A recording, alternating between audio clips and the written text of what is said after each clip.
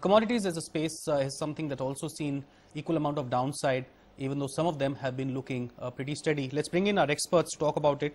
We have Hitesh Jain, research analyst at IIFL. We also have Nitin Nachnani joining us, research analyst at Geojit Comtrade. And we have our first caller with us. Chetan is with us from Bangalore. Chetan, what's your question?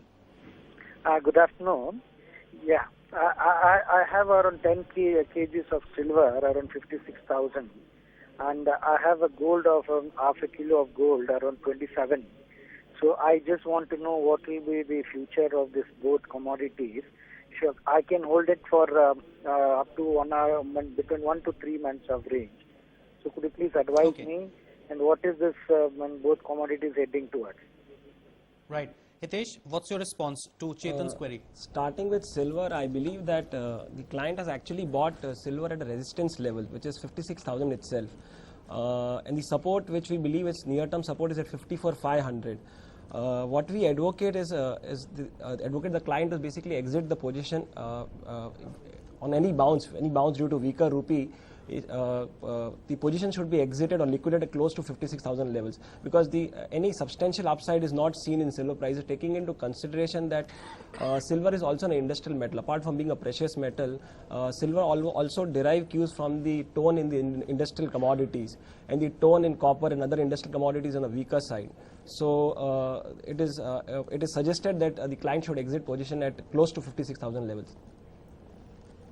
Nitin, what about you? What's your response to Chetan's query? I agree to what Hardik says. Like, silver basically is in a primary downtrend. Currently, we are seeing silver is trading between 53,500 and 58,500 on the upper side. Rightly said by Hardik that 56,000 is a strong resistance level. We believe that the prices will not breach this level, and even we too expect that the prices will correct downwards as the primary trend is down. So keeping this view in mind, we expect a small bounce to happen in silver, which can come up to 55,500 levels. This would be a good level where the investor should exit from his long position and book the small losses which he is facing. Let's bring in our next caller. We have Shashank joining us right now from Mumbai. Okay, it's an SMS that we have from Shashank.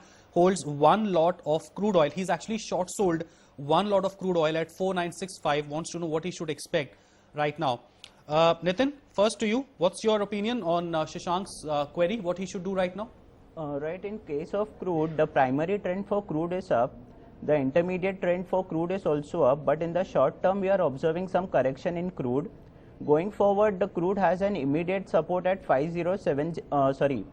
It's at 4970 levels. So if we breach that levels, we expect prices to go up to 4850 levels. So currently what I think is he should hold on to his position, but if the prices closes about 5070 level, the short term trend which was down will again turn up. So what I suggest is he should hold his position with a stop loss of 5070, and I expect a target of 4850 to happen if we breach the levels of 4970 levels. All right, and Hitesh, what about you?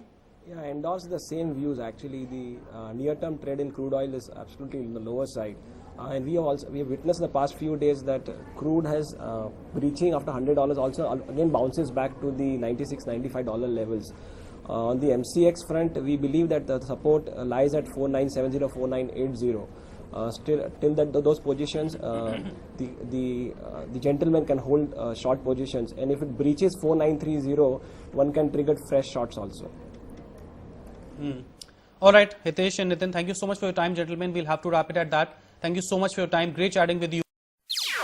NDTV's cricket app, Android and iPhone, fastest scorecard, special analysis, and much more.